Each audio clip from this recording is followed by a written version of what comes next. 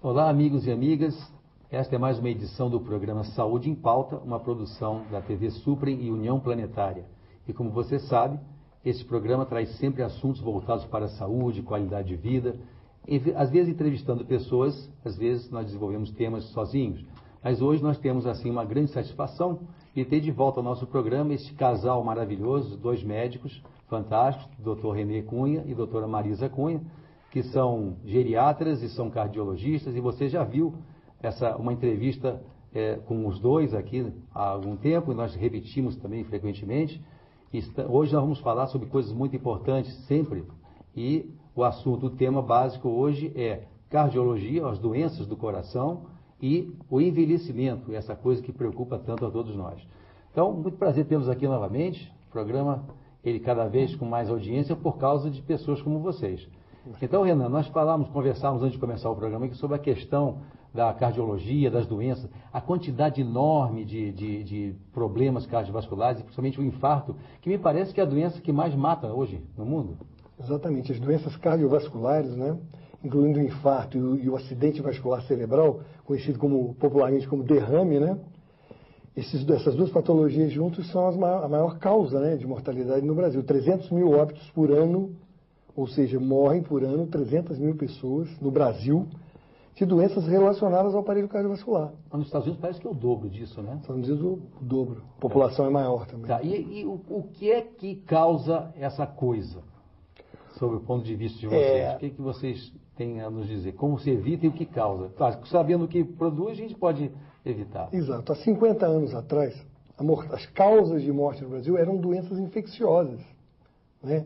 Pneumonias, doenças como malária e outras tantas. Com a industrialização do país, ele assumiu um perfil de doenças compatíveis com países industrializados, que são as doenças do mundo ocidental, as doenças que afetam as artérias do coração. A hipertensão arterial, o colesterol alto, que leva ao entupimento de artérias em várias áreas do organismo, principalmente as coronárias do coração, ou até uma artéria do cérebro, que irriga o cérebro, levando a um derrame. Então, essa transição, né, com o estresse, o excesso de sal na dieta, de gorduras saturadas, o sedentarismo, né? As pessoas hoje se divertem muito na frente da televisão, com videogame, a falta de exercício físico e muitas vezes a alimentação inadequada e uma tendência genética também do indivíduo levam ao surgimento dessas doenças.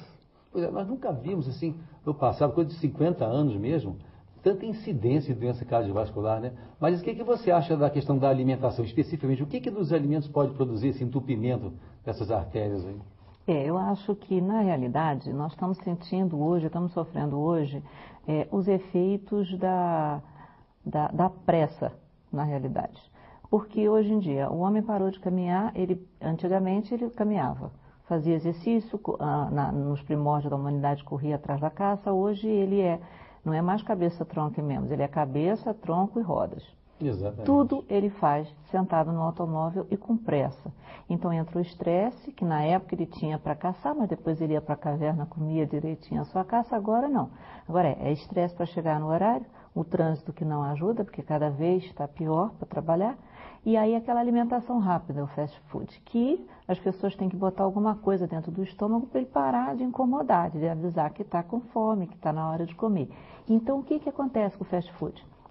Comida com excesso de carboidratos, baixa quantidade de proteínas e de vitaminas, um excesso de sal, até porque mesmo quando você come em restaurante, as pessoas confundem, né? Você temperar com você salgar. Eles acham que se você salgou a comida, ela está temperada, quando na realidade ela está salgada.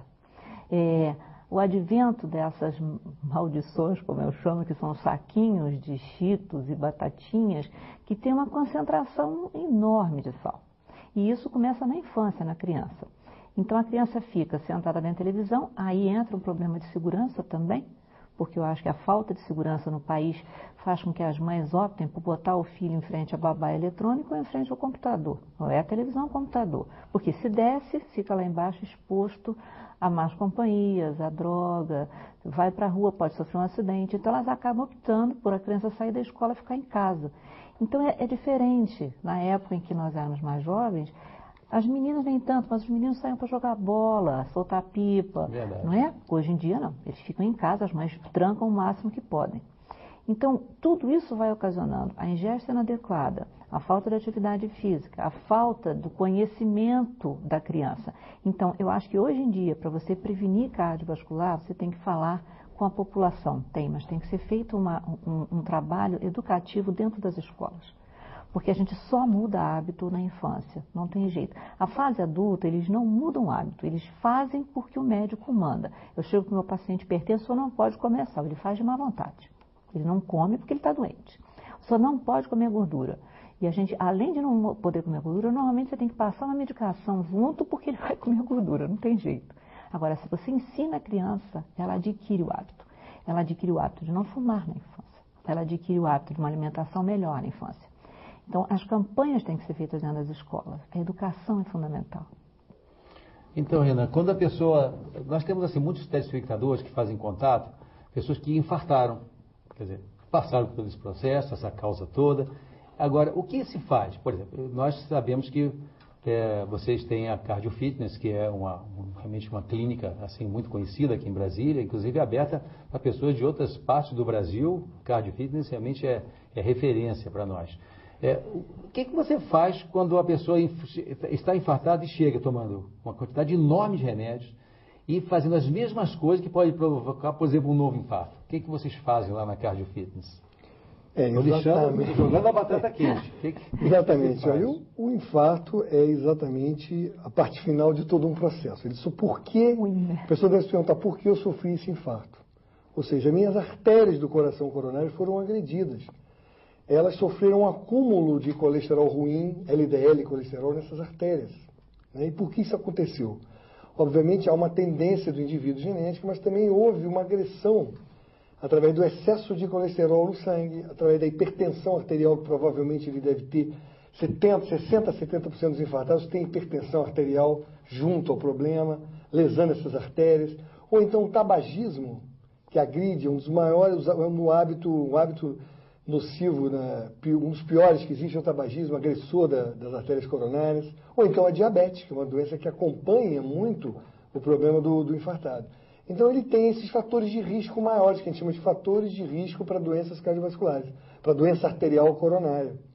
Então, e muitas vezes esses fatores estão ligados a hábitos de vida. A gente chama a sigla MEV, M-E-V, mudança do estilo de vida. A primeira coisa é que ele tem que saber que teve um infarto, está fazendo sua revisão ou está chegando pós uma internação hospitalar, ele vai ter que mudar, fazer MEV, mudança do estilo de vida. Ele tem que tentar perder peso, provavelmente tem sobrepeso, obesidade. Ele tem que controlar a síndrome metabólica se ele tiver, que é excesso de triglicerídeo, excesso de glicose, diabetes, ou então intolerância à glicose, é uma outra categoria. Ele vai ter que largar hábitos nocivos, como tabagismo ou alcoolismo, também se existir. Que é muito frequente. E tomar os remédios necessários. Né? Às vezes a pessoa está tomando 3, 4 remédios porque ele tem hipertensão, tem colesterol, tem diabetes, não tem como, não existe um remédio único para essas 3 ou 4 doenças, né? Existem remédios contra o tabagismo também, para tentar fazer a pessoa desistir do hábito, né? Acabar com a dependência, porque o tabagismo não é apenas um hábito, ele é uma dependência química e psicológica. Existe dependência mesmo à nicotina e outros produtos do tabaco. Então, mas a palavra que você queria ouvir é essa, mudança do estilo de vida. Você é um mestre, um especialista em estilo de vida e alimentação. Então eu diria